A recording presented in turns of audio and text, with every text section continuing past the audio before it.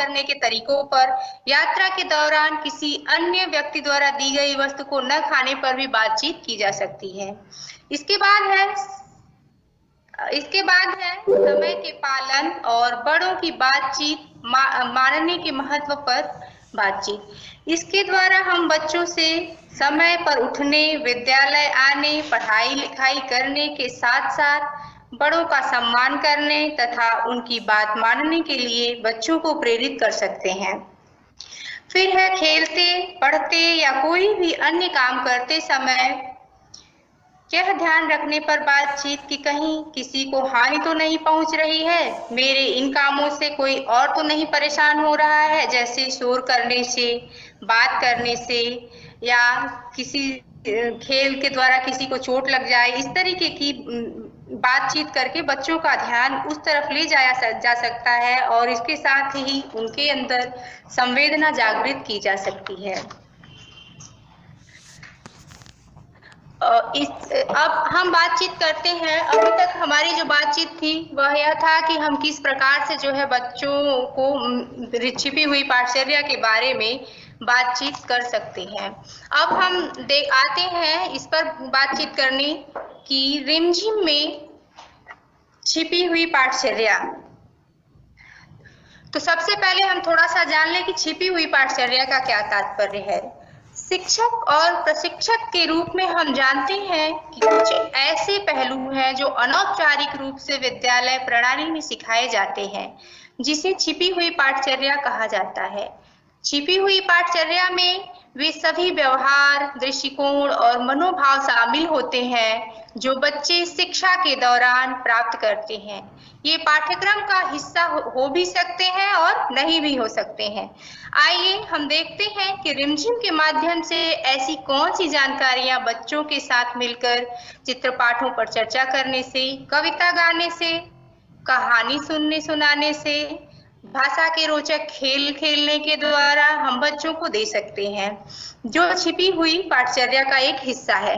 तो आइए हम देखते हैं कि रिमझिम में ऐसी कौन सी बातें छिपी हुई हैं जिनके स्पष्ट संकेत नहीं दिए गए हैं, लेकिन वे हमारे पाठचर्या वह हमारी पाठचर्या का हिस्सा है।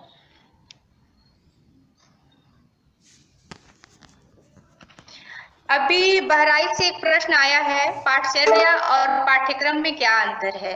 तो पाठचर्या, जैसा कि अभी मैंने बताया कि पाठचर्या और पाठ्यक्रम में समग्र और अंश का अंतर होता है। पाठचर्या जहां बच्चों के समग्र विकास का बातचीत करता है, प्रत्येक व्यवहार उसमें शामिल होता है, वहीं पाठ्यक्रम किसी एक विषय को लेकर के निर्धारित किया जाता है और उसके आधार पर विद्यालय के अंदर उसका क्रियान्वयन होता है और किसी एक विषय को ध्यान में रखकर बनाया जाता है। पाठ्यक्रम कक्षावार और विषयवार पढ़ाए जाने वाले विषयों की वस्तु की सूची प्रदान करता है, जबकि पाठचर्या एक विस्तृत पहलू है शिक्षा के उद्देश्यों की प्राप्ति करने में। तो अभी हम बात कर रहे थे कि रिमझिम के पाठों में ऐसा क्या छुपा हुआ है जिस पर हम बातचीत करें, जो हमारे पाठचर्या का हिस्सा है, छिपी हुई पाठचर्या का हिस्सा है। तो हम जैसा कि आप सभी चित्र देख रहे हैं, पाठ्य पुस्तक में पहला पाठ एक चित्र पाठ है, जो इस बात की ओर संकेत करता है कि यहाँ आप देख रहे हैं कि शिक्षक और बच्चे सभी जमीन पर एक साथ बैठे हैं। किसी प्रकार का भेदभाव और असमानता यहाँ पर प्रकट नहीं हो रही है। साथ ही इस चित्र के पाठ के द्वारा कुछ और नहीं प्रकट हो रही है। यहाँ पे आप ये देख सकते हैं कि शिक्षक और बच्चे एक साथ बैठे हुए हैं, किसी में कोई कि असमानता की भावना नहीं है। तो ये इसका कहीं इस चित्रपाठ में निर्देश नहीं दिया गया है कि ये बात भी आपको करनी है। लेकिन जब भी हम इस चित्रपाठ पर आए और विद्यालय में इस चित्रपाठ को लेकर के बैठे, तो वहां इस तरफ की बातें, इसका ध्यान जरूर दें और बच्चों के अंदर समानता की भावना विकसित करने के लिए इस पहलू पर भी ध्यान दें। इसके साथ ही इस चित्रपाठ के कुछ और उद्देश्य हैं जिनकी तरफ हम बच्चों का ध्यान आकर्षित कर सकते हैं, जैसे बच्चों को बातचीत का भरपूर मौका मिले, बच्चों को स्वयं कुछ सोचने का, तर्क व चिंतन करने का अवसर उपलब्ध हो, बच्चों में स्वयं की भावनाओं को अभिव्यक्त करने का आत्मविश्वास पैदा हो। चित्रपाठ में इन सब बातों के लिए संकेत नहीं है, लेकिन चित्रपाठ रखे जाने का उद्देश्य या पाठचर्या में शामिल होने का उद्देश्य जो है वो यही है कि हम बच्चों को चित्रपाठों के माध्यम से इस तरह के व्यवहार की तरफ ले जाएं। फिर इसके बाद है रिमझिम का दूसरा पाठ का इसी चित्रपाठ का एक अभ्यास समझ लीजिए, नाम ही नाम करके है। अब हम यहाँ देखते हैं कि हम इसके द्वारा जो है बच्चों को कैसे जो क्या चीजें छुपी हुई हैं जिसकी तरफ बच्चों का हम ध्यान ले जा सकते हैं। जैसे यहाँ हम देख रहे हैं एक बिल्ली का चित्र लगा हुआ है, मेरा नाम सुहानी है, तुम्हारा नाम क्या है। तो यहाँ तो बच्चों से बातचीत करने के लिए और सोचने विचारने के लिए और नाम सोचने के बारे में बातचीत की जा रही है जिसके निर्देश हैं। लेकिन एक बैग दिख रहा है, जैसे हम इस बैग को बच्चों की स्थानीय भाषा से भी जोड़ सकते हैं कि बच्चों ये बैग है, तुम्हारे यहाँ इसको क्या कहते हैं? तो कहेगा झोला कहते हैं या बस्ता कहते हैं। तो इस तरह के शब्दों के इससे जब हम बातचीत करेंगे, और जब बिल्ली को देखें तो इसका नाम सुहानी है, अच्छा बताओ बिल्ली को गांव में क्या कहते हैं? तो एक शब्द होता है बिलार, बिल्ली को गांव में बिलार भी कहते हैं। जिससे बातचीत हो रही है कि हम बच्चों को अपने साथ जोड़े, उनकी क्षेत्रीय भाषा के साथ मिलकर के हम उनसे बातचीत करें। तो इसमें इसका उद्देश्य एक यह भी है कि हम इस स्तर पे जा करके बच्चों को जोड़ते हुए पाठ्यक्रम या शिक्षा के जो उद्देश्य निर्धारित किए जाते हैं वो पूरा कर पाए। फिर इसके बाद है दूसरा पाठ, अभी हमने इस पे बातचीत की, अलग अलग क्षेत्रों में पहने जाने वाले परिधानों की जानकारी। जैसे नाम ही नाम अभ्यास प्रश्न में अभी तो केवल अपना नाम सोचो, तुम्हारा नाम सोचो, लेकिन यहाँ ऐसा कोई निर्देश नहीं दिया गया था कि बच्चों से अलग अलग क्षेत्रों के परिधानों की भी हम बातचीत कर सकते हैं। लेकिन यहाँ हम इस पाठ से बच्चों को जोड़ करके उनसे जो है परिधानों के बारे में बातचीत कर सकते हैं। क्षेत्रीय भाषाओं के कुछ विशेष शब्दों पर भी चर्चा कर सकते हैं जिसके बारे में अभी मैंने बताया, जैसे कि बैग को बस्ता झोला कहते हैं, हैंडपंप को बच्चे चपाकल कहते हैं, झूला को झलुआ कहते हैं। इस तरीके से जो है हम बच्चों को जोड़ करके बातचीत कर सकते हैं। फिर पाठ्य पुस्तक का दूसरा पाठ जो है वो भी एक चित्र पाठ है, जो है बेटी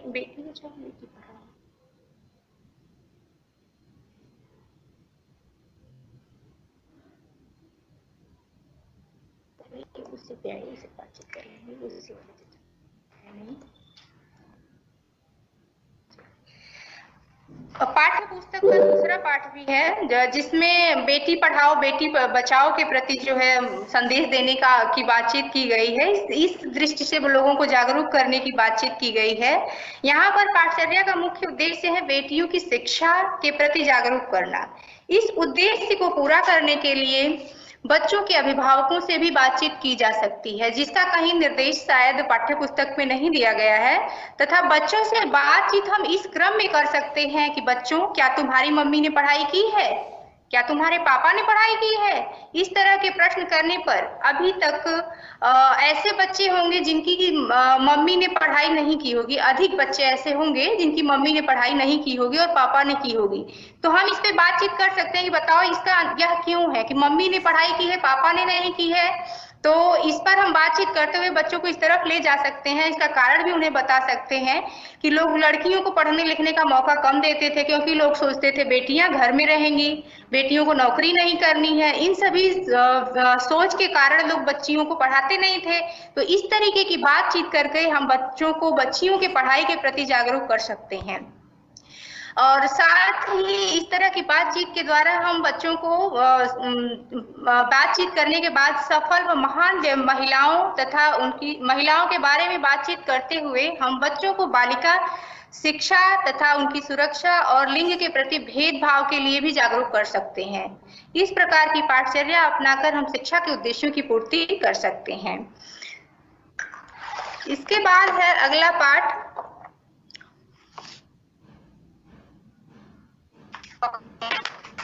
कविता में बच्चों की पसंद नापसंद।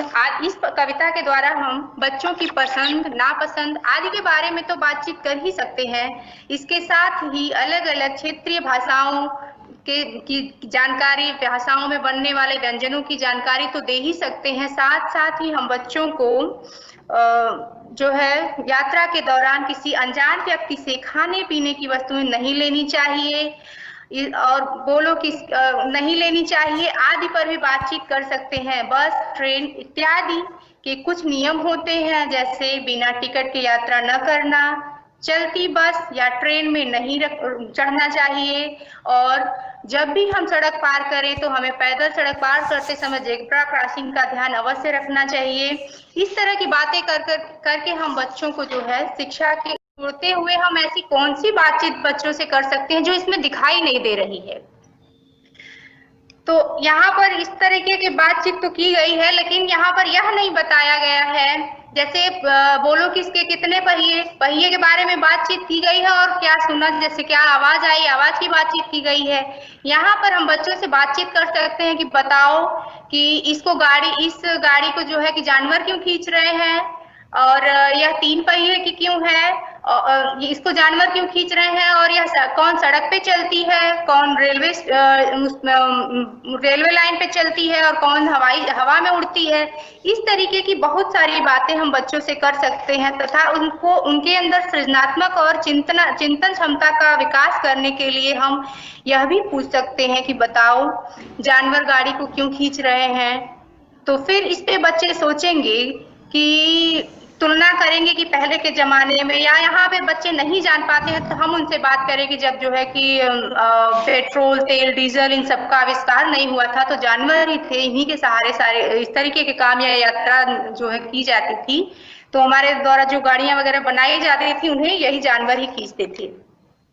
और एक प्रश्न आया है, चित्रपाठ एवं चित्रकथा में अंतर, रामपुर से। चित्रपाठ में कोई एक चित्र पर बातचीत किया जाता है, किंतु चित्रकथा में कई चित्रों को मिलाकर एक कहानी को बताने का प्रयास होता है।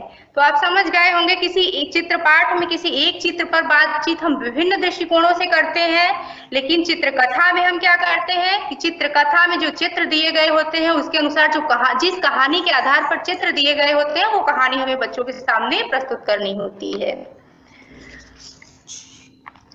अभी हम बातचीत कर रहे थे कि इसमें हम और ऐसा क्या छुपा हुआ है जिसपे हम इससे जो बातें निर्देश किताब में, पुस्तक में दिए हैं उसके अलावा हम बच्चों से बातचीत कर सकते हैं। तो अभी हमने क्या सुना और बोलो कि इसके कितने पहिए वाले पे चर्चा की, और देखा कि इसमें और भी क्या चीजें हैं जिसपे हम बच्चों से बातचीत कर सकते हैं। तो आगे आइए हम अगला पाठ लेते हैं, पत्ते ही पत्ते। इस पाठ में हमें यह ध्यान रखना चाहिए कि बच्चे पत्तों के चयन में किसी पौधों को इतना नुकसान ना पहुंचा दें कि बिना पत्तों के पौधा सूख जाए। और इसके साथ ही पत्ते ही पत्ते वाले इसके माध्यम से बच्चों को यातायात के नियमों की जानकारी दी जा सकती है। जैसे यहाँ दिख रहा है कि तुम इनमें से किसकी सवारी की है, सही जगह पर हाँ या नहीं का निशान लगाओ सवारी वाले पे।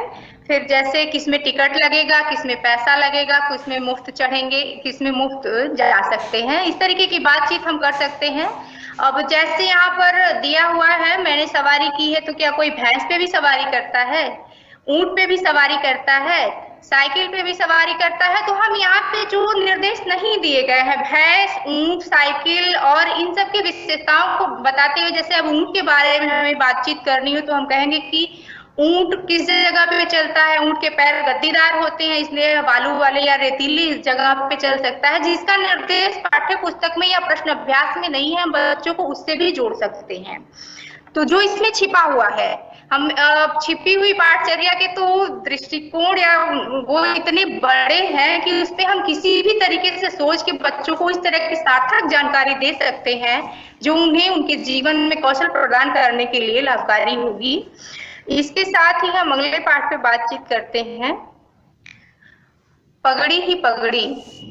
तो यहाँ से हम बच्चों को व्यवहारगत एवं व्यक्तिगत स्वच्छता की जानकारी प्रदान कर सकते हैं। यहाँ पर हम बातचीत कर सकते हैं कि हाथ किस प्रकार धोना चाहिए, हाथ धोने के सही तरीका क्या है, हमें जो है साफ सफाई से रहना चाहिए और गंदगी नहीं फैलानी चाहिए। इसके साथ ही हम यहाँ पर बच्चों से विभिन्न प्रकार के पगड़ियों या फिर परिधानों के बारे में बातचीत कर सकते हैं। यहाँ पर बच्चों से हम एक बातचीत कर सकते हैं कि अलग अलग क्षेत्रों में पहने जाने वाली पगड़ियों को से परिचित करा सकते हैं और बच्चों को यह बता सकते हैं कि पगड़ी पहनना हमारे यहाँ शान का प्रतीक माना जाता है। इससे सिर ढका रहता है तथा धूल मिट्टी भी सिर तक नहीं पहुंचती है। एक तो हम यही बताएंगे कि पगड़ी जो है विभिन्न प्रकार की होती है, विभिन्न जो है कि देश और प्रदेश विभिन्न क्षेत्रों में या हमारे देश के विभिन्न हिस्सों में अलग अलग तरह की लोग पगड़ियां धारण करते हैं। और इसके साथ ही केवल पहनना शान का प्रतीक होता है ये तो बात करेंगे ही, इसके साथ ही हम यह भी बातचीत बच्चों से करें कि इसके साइंटिफिक कारण क्या है। पगड़ी पहनने से हमारा सिर गंदा नहीं होता है, तो हम साफ सफाई की तरफ भी जा रहे हैं, जिससे जो है हमें जो है कि गंदगी से जो फैलने वाली बीमारियां हैं हम उससे बच जाएंगे। इस प्रकार की बातचीत करके हम बच्चों को एक तो जनरल नॉलेज की जानकारी देंगे, अपने देश के विभिन्न क्षेत्रों में पहने जाने वाले परिधानों से परिचित कराएंगे। दूसरा जो है बच्चों को हम साफ सफाई के प्रति भी प्रेरित कर सकते हैं। इसके बाद है पतंग की पतंग। अगला पाठ है पतंग। पतंग पे बातचीत करने के लिए हम क्या कर सकते हैं, इसमें जैसे बातचीत की जाती है, चलो पतंग का चित्र बनाओ, इसके द्वारा हम बच्चों में कला जैसे विषयों को पढ़ा सकते हैं। खेल का समय वाले अभ्यास के माध्यम से हम 1 से 25 तक की गिनती सीखना तथा उसमें दिए गए कार्यों को करने से बच्चों का मनोबल तथा आत्मविश्वास बढ़ता है। इस प्रकार की बातचीत उनसे कर सकते हैं। अब यहाँ पे जैसे कुत्ते का चित्र बनाने की बातचीत की गई है, तो टीएलएम जब चल रहा था प्रशिक्षण तो उसमें बहुत सारे टीएलएम बनाने की बातचीत की गई थी कि किस तरह से टीएलएम बना करके हम बच्चों से बातचीत कर सकते हैं। तो एक प्रश्न आया था कि क्या हम पढ़ाते समय बच्चों से टीएलएम बनवा सकते हैं। आप पढ़ाते समय विषय के विस्तार देने के लिए या विषय के किसी उद्देश्य की, जब जैसे हमें हुआ कि बच्चों को क्राफ्ट या कला के प्रति मोड़ना है, तो हम वहां पे टीएलएम उनसे बनवा सकते हैं, जिससे जो है उनके अंदर क्राफ्ट और कला बनाने के प्रति जो है रुचि उत्पन्न होगी। इसके साथ ही हम अगला पाठ है बंदर गया खेत में भाग। गेंद और बल्ला पर बातचीत करते हैं कि इसके द्वारा विभिन्न स्थानीय खेलों में उपयोग आने वाली वस्तुओं के विषय में बताया जा सकता है, जैसे मांझा, पासा, गुल्ली आदि का किन किन खेलों में उपयोग होता है। साथ ही सावधानियों पर, जैसा कि मैंने पहले ही बताया कि खेल खेलते समय क्या सावधानियां बरतनी चाहिए, इस पर बच्चों से बातचीत की जा सकती है और अपने चोट वोट न लगने के लिए बच्चों को सावधान किया जा सकता है। इसके बाद है अगला पाठ बंदर गया खेत में भाग। इसके द्वारा हम बच्चों यह कविता जो है बहुत ही रोचक तरीके से इसमें पूछा गया है। हाथी, चींटी प्रश्न अभ्यास में गिलहरी, शेर आदि क्या बिछाएंगे तथा क्या ओढ़ेंगे। बच्चों में तर्क शक्ति और कल्पना शक्ति के विकास का अवसर हम इस पाठ के द्वारा दे रहे हैं। इसके साथ ही हम इस पे बातचीत कर सकते हैं कि ये बताओ और कौन कौन से जानवर होते हैं, या बंदर, भालू ये सब खाते क्या हैं, कौन शाकाहारी होता है, कौन मांसाहारी होता है। इस तरह की बातचीत हम बच्चों से कर सकते हैं। और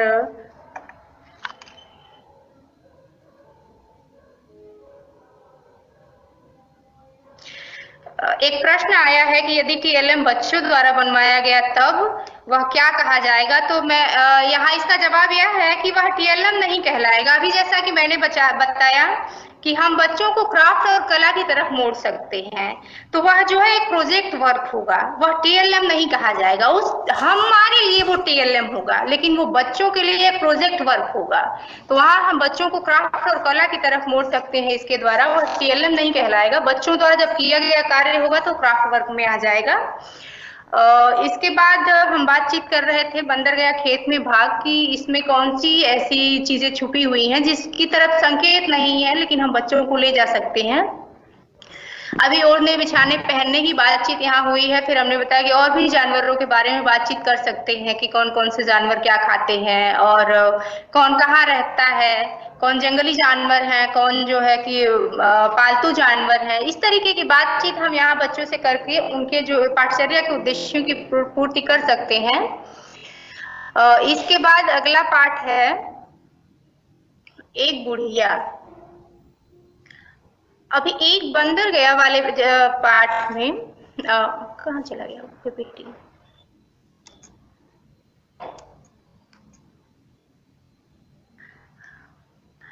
बंदर गया खेत में भाग जैसे की बातचीत हम कर रहे थे। फिर इसमें चुट्टर चुट्टर मुट्टर खद्दर बद्दर शापड़ सुपड़ आदि तुकांत वाले शब्द पढ़ने को आए हैं। इस प्रकार के शब्दों को बोलने और पढ़ने से बच्चों को अलग अलग शब्दों की रचना करने की प्रेरणा मिलेगी। इसके साथ ही उन्हें जो है रचनात्मकता के विकास का अवसर भी दिया जा सकता है इसके माध्यम से, जिसका की संकेत पाठ्य पुस्तक में नहीं है। इस तरीके के शब्दों को देकर हम बच्चों से कविता भी बनवा सकते हैं, जिससे उनके सृजनात्मक क्षमता का विकास किया जा सके। एक प्रश्न आया है महाराजगंज से, तर गई पगड़ी का अर्थ स्पष्ट कीजिए। जैसा कि कविता आपने अभी पूरी पढ़ी होगी, तर गई पगड़ी न रह गया मैल, इस तरह से, तो यहाँ पे पगड़ी की मुक्ति हो जाती है, यानी जब फट गई पगड़ी तो खराब हो गई, वो मुक्त हो गई। इसमें यही बातें हैं कि बच्चों को ये बताना है यहाँ पे कि पगड़ी जब तर गई यानी वो खत्म हो गई। जैसे पूरी कविता ही आप पढ़ेंगे, मैली पगड़ी इतनी रगड़ी इतनी रगड़ी इतनी रगड़ी, रह गया मैल न रह गई पगड़ी। अब हट्टी कट्टी मोटी तगड़ी मालकिन झगड़ी, इतनी झगड़ी इतनी झगड़ी इतनी झगड़ी, तर गया मैल और तर गई पगड़ी। तो जब पगड़ी ही फट गई तो सारा मैल और सारी पगड़ी, सारा झगड़ा ही खत्म हो गया वहां पे। तो तर गई पगड़ी का मतलब यही है। यहाँ हम बच्चों को क्या बता सकते हैं कि देखो, लड़ाई झगड़े जब हम लोग करते हैं तो कपड़े खींचते हैं, कापी की किताब फाड़ते हैं, तो छिपी हुई पाठचर्या की बातचीत हो रही थी। तो हम बच्चों को बता सकते हैं कि देखो, इतना इस तरीके की जो है जो छीना झपटी हमें नहीं करनी चाहिए, जिसमें जो है कि हमारी किताब कापी कपड़े या कोई चीज फट जाए, खत्म हो जाए। जिनका इस तरीके की बातचीत करके हम छिपी हुई पाठचर्या की तरफ बच्चों को ले जा सकते हैं।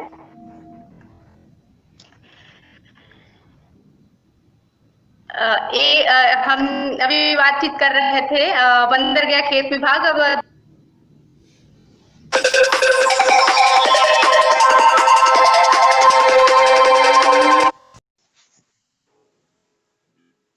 हेलो, हाँ जय श्री माता जी, बताइए।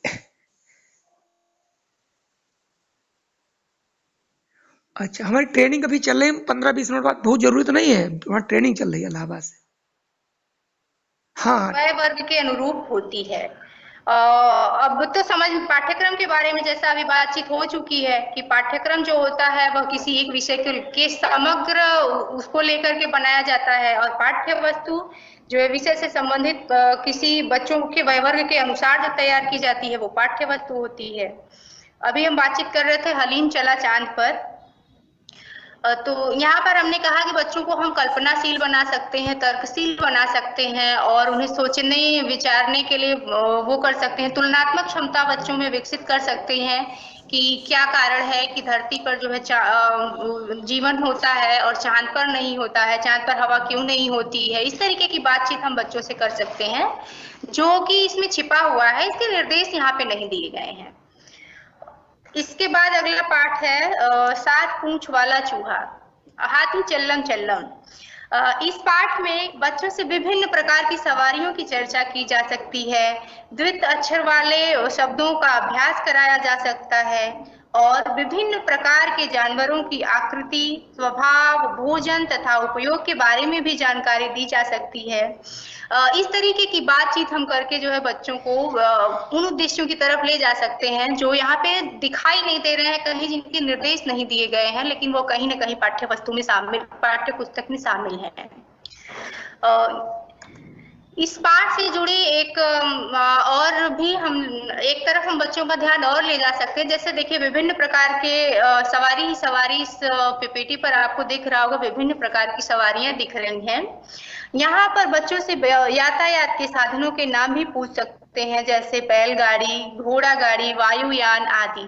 और साथ ही जैसा कि शुरुआत में हमने अभी बातचीत करते समय बताया था कि बच्चों को हम जो है कि विभिन्न प्रकार के यातायात के साधनों और इस तरफ भी उनकी सोच को ले जा सकते हैं कि क्या कारण है कि बैलगाड़ी चल रही है, क्यों जो है किसी गाड़ी को जानवर खींच रहे हैं, साइकिल और स्कूटर में क्या अंतर है, दोनों में दो पहिए हैं, लेकिन बताओ मूल अंतर क्या है। तो हम बातचीत कर सकते हैं कि स्कूटर जो है पेट्रोल या डीजल से चलता है, लेकिन साइकिल जो है इसको चलाने के लिए किसी तेल की आवश्यकता नहीं होती है, इसे हम अपने पैर से पैडल मार के चला सकते हैं, तो ये हमारे वातावरण के लिए भी लाभदायक है। इस तरह से हम बच्चों को बहुत उसकी तरफ जोड़ सकते हैं जो कि इसमें संकेत नहीं दिए गए हैं। यहाँ पर्यावरण के प्रति संकेत तो नहीं है, लेकिन साइकिल की विशेषताओं को बता करके हम उन्हें उस तरफ ले जा सकते हैं और बता सकते हैं कि साइकिल हमारे स्वास्थ्य के लिए, साइकिल चलाना हमारे स्वास्थ्य के लिए लाभदायक होता है।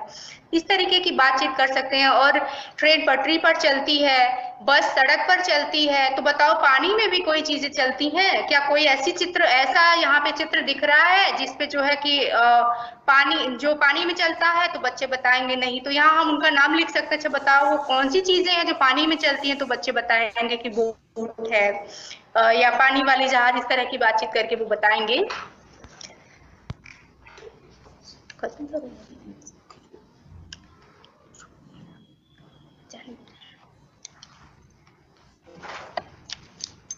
इस तरीके की बातचीत हम बच्चों से कर सकते हैं। अभी एक प्रश्न आया है, वर्ण एवं अक्षर में अंतर। तो सर ये प्रश्न कई दिनों से घूम रहा है, इस पे थोड़ी सी बात कर लें। वर्ण जो होते हैं वो सारे वर्ण जो होते हैं ये हमारी वर्णमाला के सभी वर्ण कहे जाते हैं, लेकिन अक्षर सभी वर्ण नहीं कहे जाते हैं। अक्षर का मतलब होता है कि जिसका क्षरण ना हो, तो जिसका क्षरण ना हो वो स्वर होते हैं। स्वरों में भी वही स्वर होते हैं जो मूल स्वर है, जैसे अ, ई, री, उ। इस प्रकार यह अक्षर हैं और बकिया जो होते हैं अ, आ, ई, उ, क, ख, ग, घ सारे वर्ण हैं, और जब इन्हें मिलाकर हम एक जगह लिख देते हैं तो वो वर्णमाला है। सर ये प्रश्न कई दिन से घूम रहा था, तो मुझे लगा इससे बातचीत हो जानी चाहिए, इसलिए बातचीत कर लिए हैं। एक बार आप लोग फिर से वर्णमाला और वर्ण क्या है, वर्णमाला क्या है, अक्षर क्या है, ध्वनि क्या है, इन सब के बारे में हमें लग रहा है कि व्याकरण की किताबों को पढ़ लेंगे तो ज्यादा अच्छे से क्लियर होगा। हालांकि हमने बताने का पूरा प्रयास किया है कि आप लोगों को इसका अंतर जो है स्पष्ट हो जाए, वर्ण एवं अक्षर क्या है। तो हम बातचीत कर रहे थे सवारी वाले पाठ पे कि हम बच्चों को किस तरफ इस तरीके के चित्रों के माध्यम से किस तरफ ले जा सकते हैं जो पाठ्य पुस्तक में दिए गए हैं। तो इसमें अभी हमने बातचीत की कि हम साइकिल और स्कूटर में अंतर बात कर सकते हैं, पानी और हवा में चलने वाले यानों के यातायात के साधनों के बारे में बातचीत कर सकते हैं, पटरी पर चलने वाले साधनों के बारे में बातचीत कर सकते हैं, और इनमें अंतर पूछ सकते हैं। बताओ बस और ट्रेन में अंतर क्या है? तो बच्चे कहेंगे बस में ट्रेन में बहुत ज्यादा लोग जा सकते हैं, बहुत दूर तक का सफर हम लोग कर सकते हैं, ट्रेन में सारी सुविधाएं होती हैं, बस में ये सब नहीं होता है। इस तरीके की बातचीत करके हम बच्चों में तुलनात्मक क्षमता, तर्कशीलता आदि का विकास कर सकते हैं, जो कि हमारी पाठ्यचर्या का हिस्सा है, लेकिन स्पष्ट निर्देश इसमें नहीं दिए गए हैं। और हमारा आज का जो सत्र है वह छिपी हुई पाठ्यचर्या पर ही है कि जो चीजें पाठ्य पुस्तक में छिपी हुई हैं, जिसकी तरफ कोई संकेत नहीं दिया गया है, उस पर हम बातचीत बच्चों से कैसे करेंगे। तो यहाँ तक अभी तक की जो बातचीत थी, इसको सवारी को लेकर के हम इस तरीके की बातचीत कर सकते हैं। हम अगले पाठ पर आते हैं, 7 पूंछ वाला चूहा।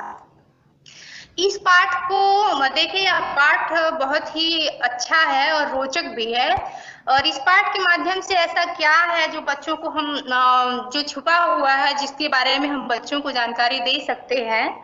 तो इस कहानी के माध्यम से बच्चों को यह जानकारी दी जा सकती है कि समाज में अलग अलग स्वभाव के लोग होते हैं। अक्सर व्यक्ति की उपेक्षा एवं अपमान सामान्य कारण या बिना किसी कारण के भी हो जाया करती है। इससे घबराने की आवश्यकता नहीं है, बल्कि हमें ऐसी परिस्थितियों का सामना निडरता से करना चाहिए।